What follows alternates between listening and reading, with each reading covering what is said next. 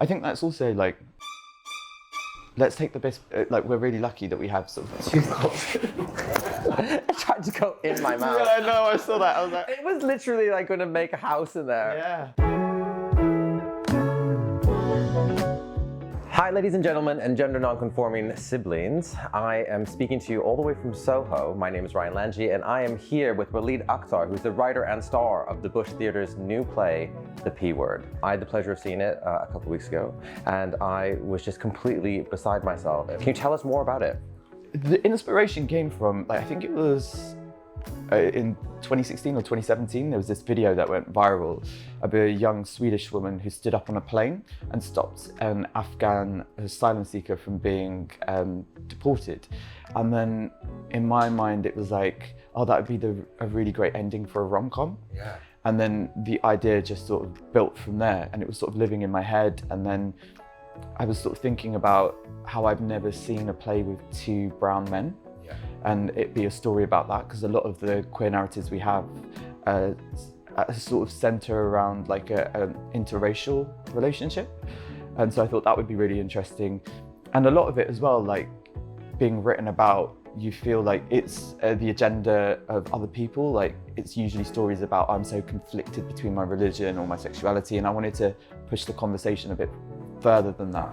Yeah, well, what I thought was really fascinating about it is that there were so many moments where you unlocked people's, I guess, inner shame, awareness, and like levels of acceptance at the same time while they were experiencing, I guess, the queer London experience from two different characters. Yeah. So I thought it was really powerful. Yeah. Which one do you relate to more, Bilal or Zafar? I'm probably in both of them. Like people have been asking me like, oh, is it sort of autobiographical? And I'm like, I'm loads more problematic than no. I think like in both characters there's shades of me and shades of my experiences, but I remember when I wrote the first draft, it felt very kind of raw to share it, but now it very much feels like a story that's removed from me. It was quite freeing to write a brown man who was quite problematic and allow him to just be dislikable. But also I did loads of research around the gay community and how like when people come out, what the trauma that they face, because you feel like you're going to have this acceptance in this community that is going to embrace you, but it's not like that. So like young gay men have like the highest suicide rates, the rates of depression, and I think once like you experience like that some of that trauma, you think it's okay to inflict it on other people. And I was exploring that through the character of Bilal, who's like, you know, obviously been bullied, but then has become the bully in order to survive in this environment. It's a survival mechanism. Yeah. In order to feel like you're progressing. Yeah. Yeah, and you could really sense that in the scene when he was in Soho, because he was like becoming as destructive and almost maniacal in a way, where he was like just wandering the streets, just looking at people like they were objects. And that he was in control of. Which I found really like intense, because of the fact that my experience being queer in places like Soho, like I was always just a fly on the wall watching or trying to be so eccentric and lovable, when he was like definitely there to cause a ruckus. Yeah. I'm super interested of what your expectations were going into this play. Like what did you think, and then what did you feel once you'd seen it? If we want the honest truth, like basically how I live in life is that I'm kind of like one of those people who look at art and then once I see it, I'm like, I could have done that. Okay. And so when I walked in, I was like, I'm pretty sure I probably could have written this.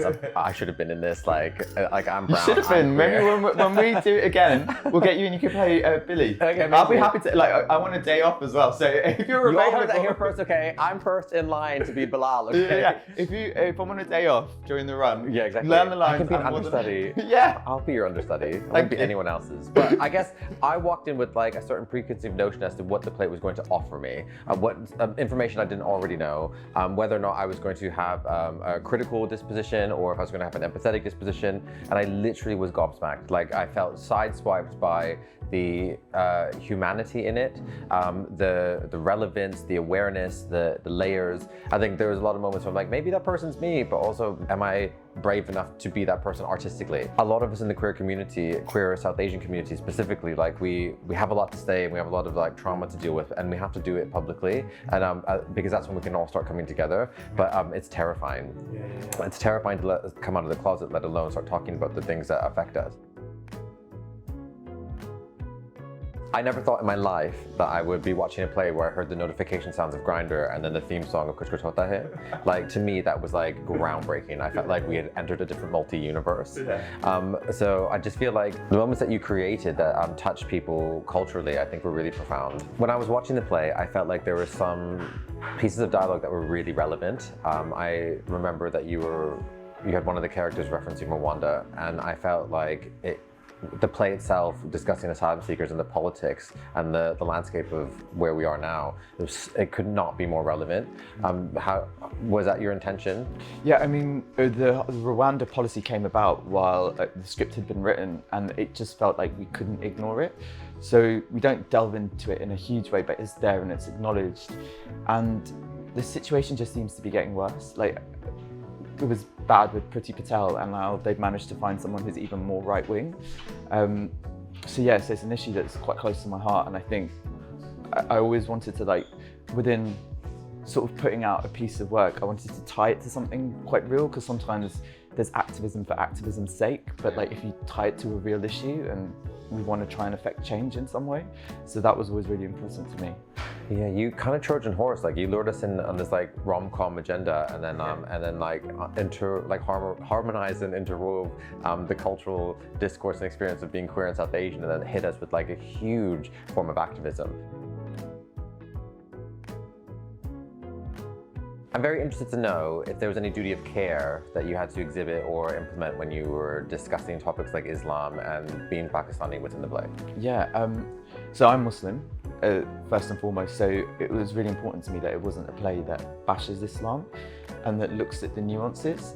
And what I'm really interested in is having conversations within our communities that aren't going to be hijacked by the right wing. So like, how do we call out misogyny or homophobia in our communities without it then being like a linchpin to bash Islam or bash Pakistanis? And also, I think it's not as clear cut as it is made out to be. Like, there is a host of opinions within that community, and that's what I wanted to bring out in the play as well. And so when we get that scene at the end, I feel like that is the sort of like microcosm for the community, like with all these different voices coming out. So that was always my intention, was to show that nuance. And I think that is one of the things when you have someone who's writing who's from that community, it's not going to be someone else's agenda. But I think the self-reflexivity that you've added in the play as well, by having someone who is Muslim and like practices like Islamic beliefs, like have moments of self-reflexivity and transformation. Like Bilal's character like goes through a journey where they learn their own shortcomings and create space for themselves to be a better human, is actually really powerful, because it takes away the power from other people focusing on Muslim culture and tackles Islamophobia in a really powerful way, because it shows that like there are people within who are not the way that we're being written about. Yeah, and it's not a monolith.